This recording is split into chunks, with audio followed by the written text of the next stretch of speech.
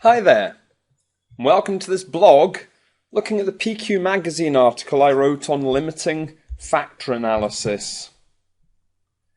My name is Gareth. You've got my email address there, garethjohn@fi.co.uk. You're more than welcome to email me if you've got any questions. I'm the Managing Director of First Intuition and responsible for delivering the AAT online and distance learning programme, and I teach a wide variety of the AAT papers from level 2, where I do the processing bookkeeping transactions paper and the basic costing paper, up through level 3, where I teach accounts preparation and costs and revenues, and all the way into level 4, where I teach budgeting, cash management and financial performance. And I work with a team of other tutors who teach all the other papers. So if you've got any questions, do feel free to get in touch with me. Now, First Intuition, in the last few years, we've been very proud to win a few awards. We were awarded UK Accountancy College of the Year in both 2010 and 2012. I won UK Accountancy Lecturer of the Year in 2011. And more recently, we were nominated for Study Resource of the Year in 2013. So you're in safe hands. Well, let's have a look at this example we're going to work through. A bit of limiting factor analysis. Very important part of the costs and revenue syllabus at level 3, but also underlies some of the techniques you see at level 4 in both budgeting and financial performance. It's a very important management accounting technique. It's part of short-term decision making. And as a result, we'll be using marginal costing principles. Marginal costing generally considered to be more appropriate for short-term decisions because marginal costing focuses on the variable costs of the business. They're the ones that will tend to change in the short term. You can imagine in the short term from day to day, the amount you pay your landlord for rent, a classic fixed cost, probably doesn't change. Your landlord doesn't care what units you produce, doesn't care how many units you produce, they charge you the same rent. So marginal costing tends to ignore fixed costs to some degree and focuses on the concept of contribution, doesn't it? Contribution being your price less just your variable costs. Well, got here Gareth Limited, affected by a temporary shortage of wood. As a result, next week there will only be 39,780 kilograms of wood to be shared between 3 of the wood shaving department's contracts. So we've got PEJA, PEJB and PEJC, 3 products, and we've got information on those products. You can see we're given the total contribution that would be earned on each product. So if we did PEJA in full, we would earn £514,080 total contribution. Now that, as we've said, would be the revenue generated less the variable costs incurred. We've then got some fixed costs, £22,480 on PEJA, leaving a profit, because profit is after all costs, both variable and fixed, gives £291,600. We're also then told the total number of units involved in the contract. So to do PEJA in full would be 32,130 units we'd be producing, and the number of kilograms of wood required. So to do the full contract would be 18,360 kilograms. And you can see we've got similar information for the other 2 contracts, and in fact some total figures for the total contribution, total fixed costs and the total profit we'd earn. Now those total figures would be assuming that we would be doing all 3 contracts in their entirety. The problem is, because we're facing a limiting factor, we're not going to be able to do all 3 contracts in their entirety, so there's no way we're going to be able to meet those total contribution and total profit figures. In fact, let's just prove that we have got a limiting factor problem here. If you actually add up the number of kilograms of wood required by each of the contracts, so 18,360 kilograms for PEJA plus 16,632 kilograms on PEJB plus 23,950 kilograms on PEJC. In total, if I wanted to do all 3 contracts in their entirety, that would require 58,942 kilograms of wood. And you can see we haven't got anything like that amount. We've got less than 40,000 kilograms. So the idea here is I'm going to have to be selective. I can't do all 3 contracts in full, so I'm going to have to be selective about where I use my precious wood here. Well, the way we do this is we're going to complete this table with our figures here. So starting looking at the contribution per actual unit of the contracts. Now, for the contribution per unit, what we need to do is take the contribution that we would get from the full contract. So for PEJA, that's £514,080 divided by the total number of units that would be involved, so 32,130. And I get that coming to £16 per unit on PEJA. Similar idea for PEJB, take the total contribution, divide by the number of units, and I get that coming to £16.50 per unit. And on PEJC, the £622,710, divide by the number of units, 36,630 units, gives £17 per unit. Now, when I look at those figures, you might therefore be mistaken for thinking that PEJC is our preferred contract. It seems to give the highest contribution, but this is the contribution per actual unit of production. The real key with limiting factor analysis is if you've got a limiting factor, a shortage of wood in this example, we actually need to identify the contribution per kilogram of the wood. We need to look at the contribution per unit of the limiting factor. So if in this case the wood's the limiting factor, it's the contribution per kilogram of wood. If labour's the limiting factor, it'd be the contribution per labour hour. Now it's a fairly similar calculation to the one we've just done. Difference is we take the contribution for the contract in total. So for PEJA, the £514,080, we divide by the number of kilograms required. Now that gives me £28 per kilogram that I'm generating on PEJA. So for every kilogram of my precious wood I use on that contract, I'm generating £28 contribution. For PEJB, well, we've got the total contribution. Again, if I divide by the number of kilograms, I get £30 per kilogram. So for every kilogram of my precious wood I use on PEJB, I'm generating £30 of contribution. That's actually better than A. Can you see that's a better use of my scarce resource? If I then do it for C, the total contribution divided by the number of kilograms of wood, that comes to around £26, which actually shows you that even though PEJC had the highest contribution per unit, can you see it's actually the lowest contribution per kilogram of wood? It's actually the worst use of my scarce resource. So when we then show the contract ranking is based on the use of the limiting factor, based on the contribution per kilogram of wood. So do not base the ranking on the original contribution per unit. If you did, you'll make it look like PEJC is the best.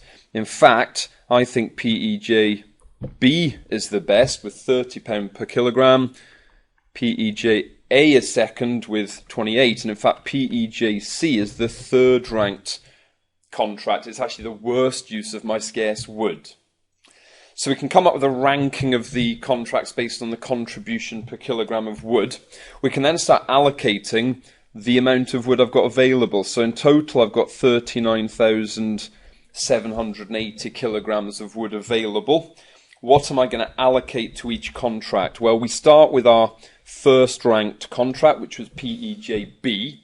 Now I'd like to allocate a total of 16,632 kilograms to PEJB, and because it's my first contract I've still got plenty, I've still got nearly 40,000, so I can allocate the full amount to PEJB, meaning I'm actually going to produce all the units I'd like to, so I can do the entirety of this contract, basically meaning that I can earn the entire contribution and profit figures. I'm going to do PEJB in full, every single unit.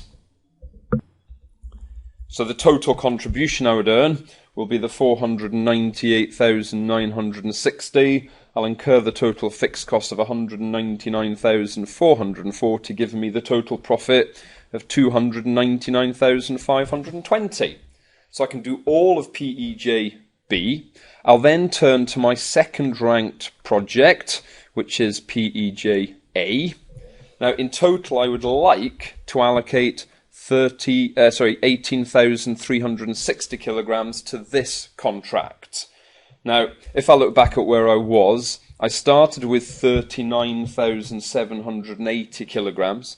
I've just allocated 16,632 kilograms to PEJB. Now, if you deduct 16,632 kilograms, I'll show a little working. If you deduct that from the total that was available to start with, that leaves me 23,148 kilograms to play with.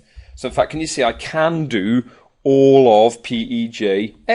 I've still got enough kilograms of wood available, so I think I will allocate the entire 18,360 to PEJA that I would like to. That means again I can do all of the units required, and therefore I would earn the entire contribution and profit figure. So if I'm doing PEJA in full, I will earn the full £514,080 contribution, incur the fixed cost of 222,480, leave me 291,600. So you can obviously see in total I'm going to do all of PEJB and earn all of its contribution and profit. I can do all of PEJA and earn all of its contribution and profit. I will then turn, because I've still got some wood left, then turn to my third ranked contract, PEJC. Now at this stage, let's keep track of where we were. We started with 39,780 kilograms. We used 16,632 of them on PEJB. That left us with 23,148 kilograms. We've now just used 18,360 of them on PEJA. And if I deduct that, I'm now left with only 4,788 kilograms remaining. Now, when I turn to PEJC, ideally, I would like to have used 23,950 kilograms. I'd like to have done all of it, but clearly I don't have enough wood left. So what I need to do is just allocate the remaining wood, so the 4,788 kilograms, using up the rest of the 39,780 that I started with. So in total, those three figures, you can imagine, should add up to the total availability. Now, 4,788 kilograms is clearly a lot less than we need to do it in full, so we're only going to be doing a proportion of PEJC. Well, we can actually work out what proportion that's going to be. We can do 4,788 kilograms out of a total of 23,950. Now, on your calculator, you should get a figure of 0.199916 something or other. So you've got a decimal there, and that's telling me, now would you agree 0.1999 is fairly close to 0.2, so it's telling me that I'm going to be able to do around about 20% of the contract. So I haven't got enough wood to do all of it, but I can do around about 20% of it. Now I'd keep that figure in your calculator, because that's a nice exact number. If you then multiply the total number of units that we'd like to make for the full contract, if you multiply that by the 0.199916 or whatever that you've got in your calculator, so keep the number in your calculator and just multiply by 36,630. That'll tell you how many units you would be able to make of PEJC. And I get that coming to about 7,322 units. Now, on my calculator, I actually had 7,322.9, but I think with limiting factor analysis, it always makes sense to round down, because you can't round up, because you haven't got that extra tiny bit of wood, have you? So I'd always round down. So I think that with the amount of wood I've got left to do PEJC, I can do 7,322 units of that particular contract, so just under, around about 20%, just under 20%. Well, what total contribution will I earn? Well, at this stage, I can go back to that very first figure that I calculated. Because if I'm making 7,322 units, just multiplied by 17 per unit, I think the contribution I would earn is about 124,474. Which is actually round about 20%, just a shade under 20% of the total contribution. Now, the thing you've got to be a bit careful about is the fixed cost. Remember, fixed costs are nothing to do with the number of units being produced. It doesn't matter whether I produce 1 unit or the entire 36,630 units, we will still incur the entire fixed cost. So we don't break that down. We don't take a percentage of the fixed cost. I will incur the entire £262,536. Doesn't matter how many units I actually produce. Fixed costs are nothing to do with the number of units, which means that I actually make, I think, a loss on this contract of 138,062. Can you see that the fixed costs incurred are actually greater than the contribution I'm earning? And then I can add my figures across to work out the overall profit or loss made. So I've got £291,600 on PEJ-A plus £299,520 on PEJ-B, and then deduct £138,062 on PEJ-C, giving me £453,058 as the total profit that I can make here based on the limiting factor that we face. Now, of that entire calculation, you can obviously see it's a reasonably logical set of steps to follow, from working out the contribution per unit of the contracts, then the contribution per kilogram of wood, or the contribution per limiting factor. Use that to rank the contracts. That ranking then helps you to identify how much wood to allocate to each contract. You can remember we were going to do all of B, all of A. Probably the fiddliest part of this whole question is then identifying exactly how much of PEJ-C you're going to do. Basically using the remaining wood that you've got available. So I worked out that 4,788 kilograms. And then probably the fiddliest bit of the whole thing is using that number to identify how much of that contract you're able to do, and therefore how much of the contribution you're able to earn. So that's probably the key thing to look back at and check you're comfortable with. But thank you very much for your attention. I hope you found that useful. I'll see you again in the future.